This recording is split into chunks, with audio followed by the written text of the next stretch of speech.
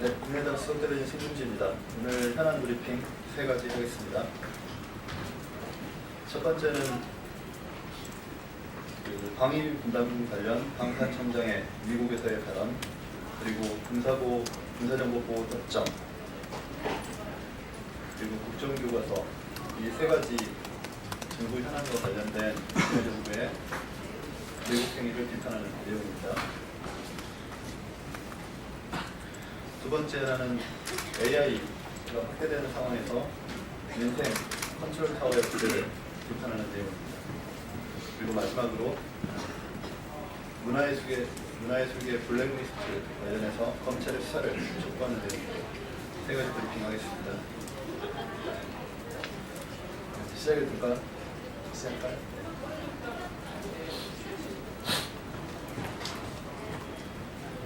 이미 망가진 정권, 국민 눈치 볼 것 없다는 박근혜 정부의 막가파식 외국 행위를 비난합니다. 방위비 분담금을 더 부담하라고 강하게 요구하면 한국은 받아들여야 하는 상황이라고 생각합니다. 장명진 방위사업청장이 미국에서 발표한 내용입니다. 미 정부가 주한미군 주둔비 인상을 요구하면 그대로 수용할 수밖에 없다는 것입니다. 박근혜 정부의 국정 기조는 외국입니까? 동네 촌로를 그 자리에 앉혀놔도 협상부터 하자고 했을 것입니다. 장명진 청장은 연이은 천문학적인 금액의 방산 비리로 숫자 감각이 마비된 것인지 방위비 분담금 정도는 애들 코 묻은 돈 정도로 밖에 생각하지 않는 것인지 심히 우려스럽습니다. 한일 군사정보보호협정 체결을 위해 1986년부터 일본의 침략 등에 대비해 해마다 2차례 실시했던 독도 방어 훈련을 아무런 이유 없이 갑자기 연기한 것도 마찬가지입니다. 국민이 반대하는 한일 군사정보보호협정을 졸속 체결하는 것도 모자라 혹여 일본 정부의 심기를 건드릴까봐 걱정돼 독도 방어 훈련조차 포기한 것입니까? 국방부는 군사기밀도 포기하고 독도 방위도 포기했습니다. 과거 전쟁 범죄에 대한 사과조차 거부한 일본 정부의 재무장만 승인한 셈입니다. 국민들의 지탄에도 불구하고 지필진도 내용도 공개하지 않은 채 시간만 끌어온 역사 왜곡 교과서도 새학기 교과서 계획을 짜야 하는 이달 28일에야 발표를 앞두고 있습니다.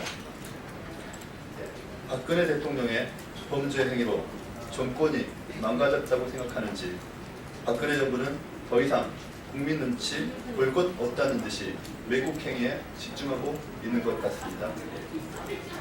더 이상 박근혜 정부의 국정 파괴를 두고 볼 수 없습니다. 국민은 박근혜 대통령과 황교안 총리가 국정을 책임지는 것을 더 이상 용납하지 않습니다.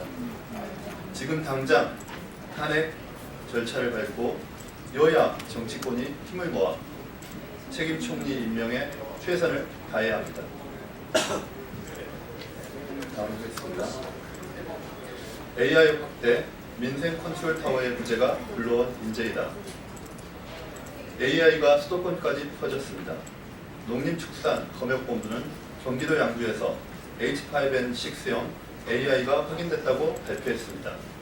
그 결과 양주의 AI 발병 농가 반경 10km 안에서 키우고 있던 77만여 마리의 닭과 오리가 살처분을 받게 됐습니다.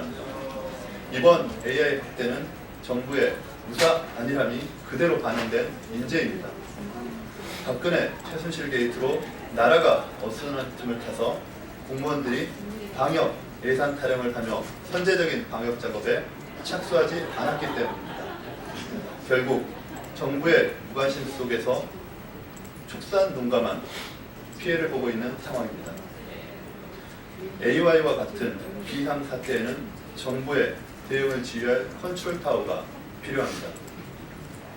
국민의당 안철수 전 대표는 민생 현안을 챙길 컨트롤 타워의 필요성을 계속 주장해오고 있습니다. 지금 당장 박근혜 대통령 탄핵을 추진한 것도 중요합니다.